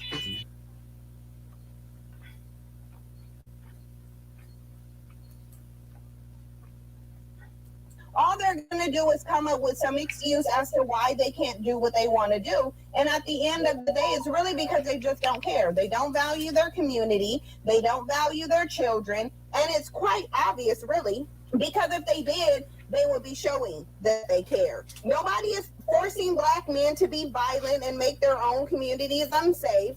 They're choosing to do so. And if they really believe that economic disenfranchisement is the reason that they're being violent, then that's an issue that they should be addressing, but they're not. Black men have brainwashed black women to believe that they care when they really don't.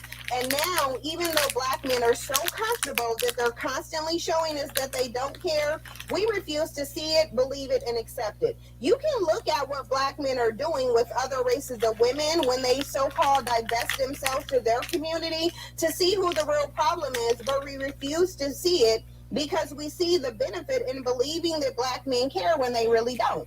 And in addition to that, we keep listening to black men, because even when black women see certain things in the community, and I literally saw this on a video that Taz was playing with the kitten and heels, this black woman went against what she knows to listen to the historical inaccuracies and lies that was being told to her by the kitten and heels. And black women do this all the time. Black women know what the real issue is. Black women know that the community is the way that it is because of black men. Black women know this. You know who's making the communities unsafe. You know who's disrespecting you. You know who's not protecting you. You know who is leaving your babies vulnerable and without a father, but we refuse to acknowledge it because we keep listening to black men. You know that in 2021, nobody is taking black men out of the home, but you're still listening to them tell you about welfare in the 60s and 70s. We're in 2021. So even if that was the case, you mean to tell me that whatever was done in the 60s and the 70s was so hard that black men can't rebound from it in 2021? You mean to tell me them removing black men from the home in the 1960s made it where they can never get back in the home in 2021, but black women will believe this? And they will believe it because black men will tell them. Black women won't even think about the fact that it is black men who are not raising their children that is causing all these issues. Yet they will sit up there and listen to a kitten in heels tell you, oh, you raised in the men that you don't like. Well, where are the fathers? Because these women didn't create these children on their own. Black women will listen to the nonsense that 51% of black men don't have children. Really? Most black men have children. It just is what it is. But see, we believe these things because we're more likely to believe that we are the problem as black women than face the reality that black men are the issue. You can take every single black woman out of the black community and replace it by another group of women, and I promise you the community is going to look the same. And we know that because they're racking up single mothers in other people's community. They're going and doing the same thing to non-black women that they're doing to black women. So why is it that black women refuse to accept the fact that black men just don't care? These are some questions that I need answered. So you guys get in the comment section. Let me know what you think of this woman's videos. What do you think about everything that I've said about the fact that it is quite obvious that black men don't care about their community, and if they did, they would do something.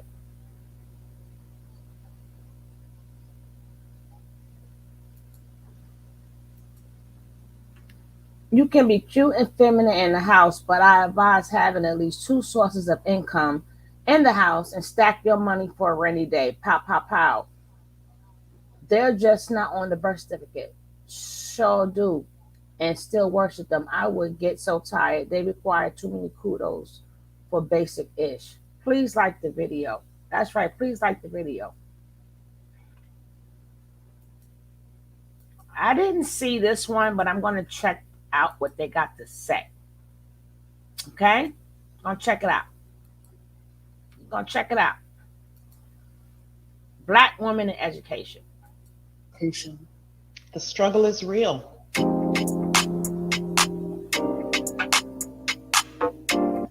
Into some of the challenges faced by Black women in education and what needs to happen to dismantle systemic racism. But first, listen to this. When we were little, my mother used to tell me and my sister that if we wanted to succeed in this country, we would have to work harder because we were Black. Nothing will come as easily to you as it does to white people, she used to say. My response was always, no, your advice is off. I will be judged fairly based on my intelligence, not my skin color. But my first year in college, I learned my mother was right all along. I had written my first essay about the risks and struggles youth face for an English class, and it was the perfect topic.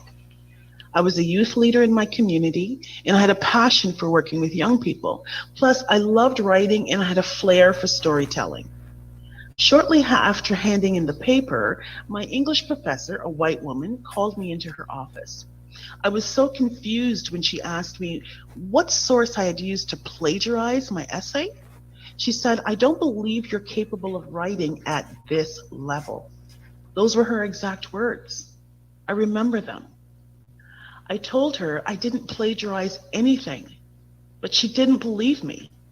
It took the intervention of another professor, a white male, to prove that I actually had exceptional writing skills. What astounded me was that my English professor didn't have a single point of reference to measure that essay against. It was the first I had handed in to her, but she saw me, a young Black woman, and decided that the writing was too advanced for my intelligence and my ability. I was angry and disappointed. I'd worked so hard on that paper. I took a complaint to the dean, another white woman. Sure, she said, she was sorry that it happened to me, but nothing came of that complaint.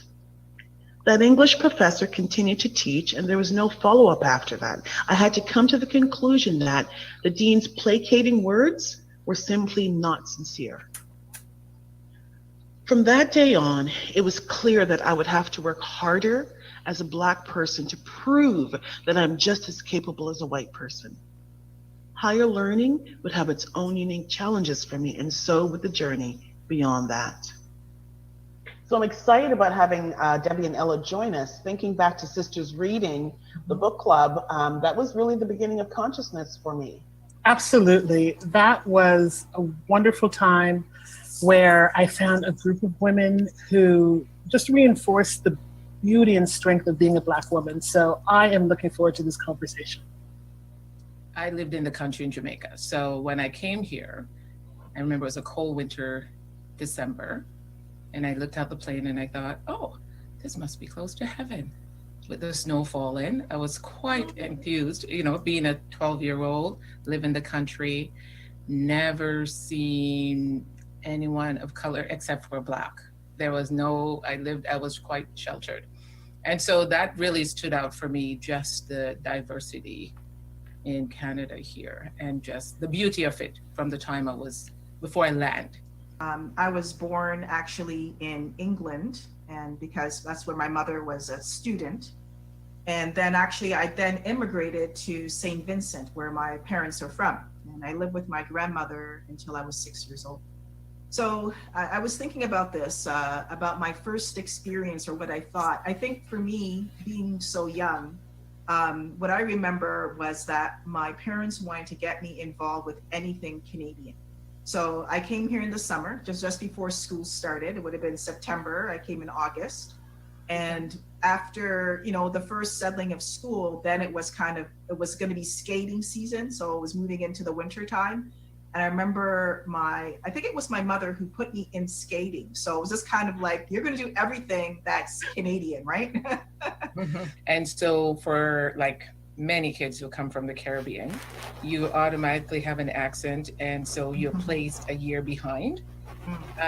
You're made fun of by the kids. The teachers really treat you like an outcast.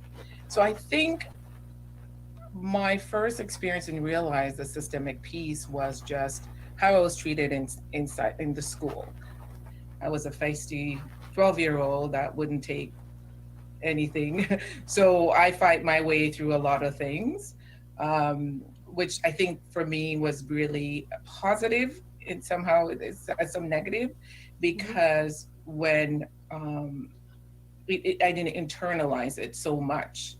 At 12, I fight through it. A bunch of white kids call me the N-word, and I chased him all the way to his house with the projector. So, I fight. So kids sort of knew at one point who they could sort of bullied, but then over time and seeing in the schools and the way teachers would speak to me, you sort of recognize it and you hear, okay, this is what this is, right?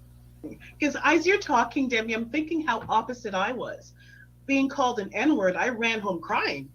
And my mother said to me after enough crying, stop coming home crying, stand up and fight back.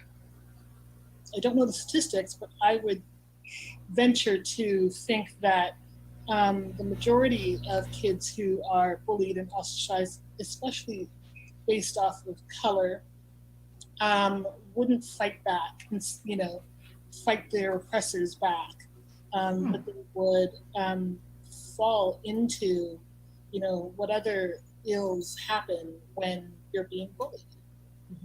Yeah, that's true. And I remember when I first started school, I guess it would have been grade 1, because I came here when I was 6. I was put into a class for people who spoke English as a second language. So when I came from St. Vincent, obviously I had an accent. And I didn't understand at the time why I was going into the class, right? It was just part of school. I went to one place and then they told me to go to another place with a different teacher. Okay. And then maybe it wasn't very long. Maybe it was 6 months or so. And then I went back to my regular class, right? I guess they figured out I could speak English. I don't know. Right. So I remember that happening. And in the school I went to, there were lots of different types of cultures and ethnicities. But I remember we had a group of friends who obviously identified as racialized people, and we were kind of our own little group. And every Friday, there'd always be some sort of argument because someone was called the N-word. And you have to fight, right? If you get called that, you're going to fight that person, right? So I remember those kind of things, like kid things. But, and maybe at the time, maybe even the kids that were saying the word, they didn't know what it meant. But, my parents would tell me, people are not going to like you because of your color, right? So I had that basic understanding. And I remember a specific incident after school. We're in the front, we're getting ready to go home. And he came up behind me and called me the N-word, and he hit my friend. She was Jamaican Chinese. He hit her, not hard, but he hit her like, I don't like you. And then that day, that was it. It was on. And I remember chasing him from like the beginning of the school near the street into where the school entrance was. And when I got to the school entrance, like I put my hand up like I was going to hit him. And I said, you never do that again. Like I remember just being so angry because it had been building up. And I remember seeing one of the teachers, and she was a white teacher, in the window, and she was looking at us, what was happening. But she didn't say anything. She looked and then she looked away.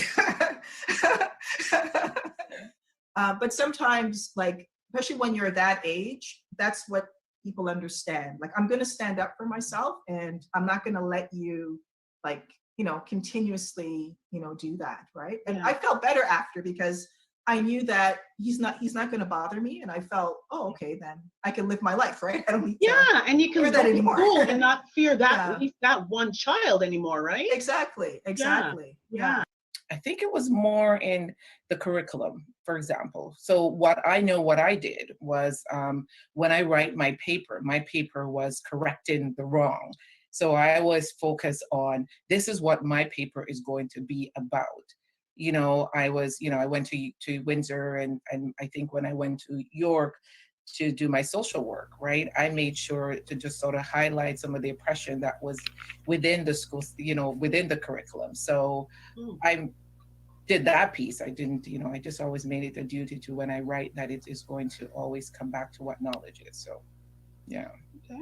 All right. She does tell me about more things that are like, you know, not having a Black teacher, you know, not seeing a Black teacher for, you know, maybe not until she got into university right now, that kind of experience. So, and I know for myself, that was also a common experience, not seeing really a Black professor or Black instructors that would teach me directly. So that, I think, still goes on, but sometimes it depends on the program that you're in. So she may not see in her program, you know, you might see less people of color, maybe only 3 or 4 other students in her program might be Black or racialized people. So again, I think that's a very common, I remember that myself going through university. And again, not seeing yourself represented, you know, in those images. I'm curious to take a step back and know when each of you knew that it was time to have that conversation, that preparatory conversation on race dynamics with your kids, and how, like, what that mental thought process was, what you said to yourself, and how you actually executed that discussion. I think it depends on each child's development stage, and you started from birth, right? So we always made it our parent and vision with our kids that as soon, you know, we ingrained we did a lot of cultural stuff with our kids. And we made sure that, you know, and the kids always say that now, that we put them in things that, you know, break that that box that, oh, Black kids don't do that. We made sure our kids did everything of the opposite. They didn't like it because they will say to me, "Oh, we're the only Black kids here," and I said, "Wonderful." As you see, and I put this video here because I need for you to see, it was always a struggle for us as Black women to get education. These women fought for their education. It's always been a fight. And it's a shame in 2021, we got to be ashamed of something that we fought for. Why should you be ashamed of something you fought for? First of all, we fought for it as a people. When we was fighting for education, for the man and woman. Hey, Charlene. Hello. How you doing, sweetie? We fought for these things. Now, Black women have to fight even harder. And now in 2021, you're going to tell me it means nothing? You're going to tell me men don't care? We didn't fight for our education for you to care. We really didn't. We really did not care. We fought for ourselves. That's our God's given gift, is to learn and have education.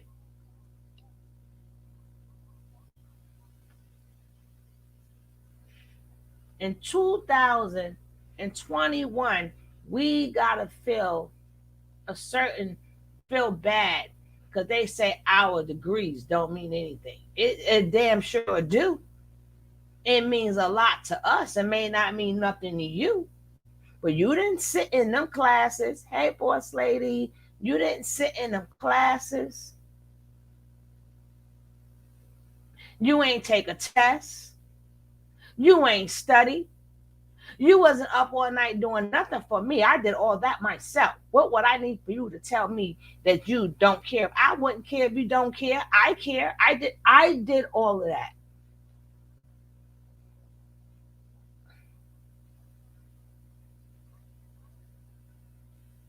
Everybody always want to tear down people's accomplishments because their accomplishments may be better than their whole lifestyle.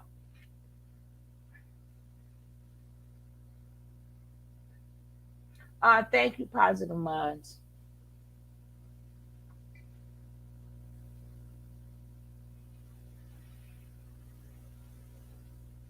So, 2021, we have to now watch 50 million videos of why men don't care. They only care about feminism.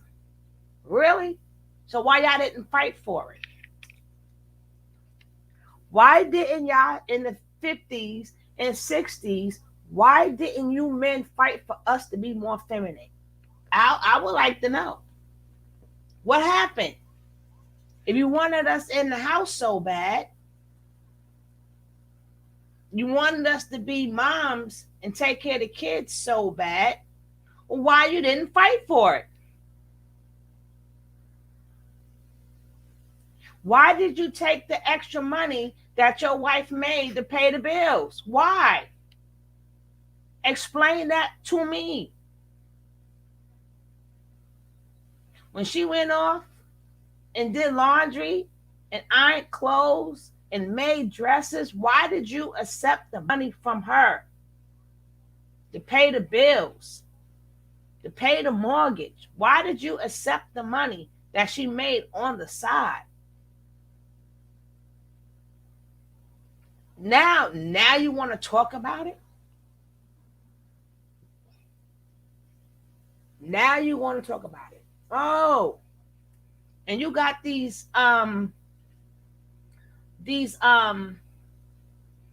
women that promote this stuff. Them what you call the bottom itches. They got the bottom itches working against us.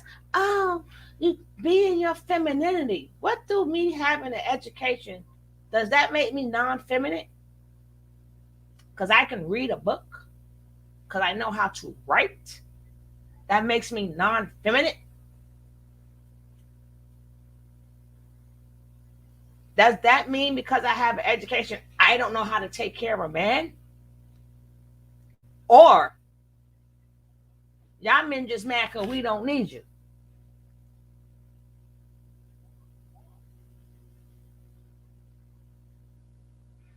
I'm tired of seeing women crying on videos, really giving an F about what these men have to say. I'm so tired of it. This video is almost, like I said, I put these videos, these are 4 different women, went through 4 different experiences just to have an education.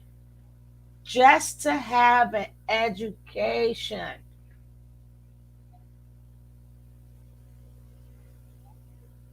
Y'all want to turn against us, but y'all didn't turn to the boss man and say, hey, we want to keep our women home. Pay us more money so we can take care of our family. You never, ever, since we got off that slave ship, you never had us the way you wanted us to have us. And it's not going to happen. It's not going to happen because y'all men was never put in a predicament where y'all could lead. Y'all want to lead so bad, but you don't know how to do it. And it's not your fault. I'm not blaming you men for not knowing how to lead. because you never had a leading position. You never had a leading position. Yeah, you're making money now, whoopee-doo. Some of you guys making good money now, whoopee-doo. But you still work for somebody. Who your money coming from? Even Jay-Z know when to shut his mouth. Sean Puffy Combs know when to shut his mouth. And these are billionaires. They even know when to shut up. Because they got these things called trillionaires that can shut up a billionaire. You understand what I'm saying? You got people that are trillionaires that will shut a billionaire up. Don't let the word billionaire fool you. There's people that got trillions and shut you right up. Your little billions mean nothing. Means nothing.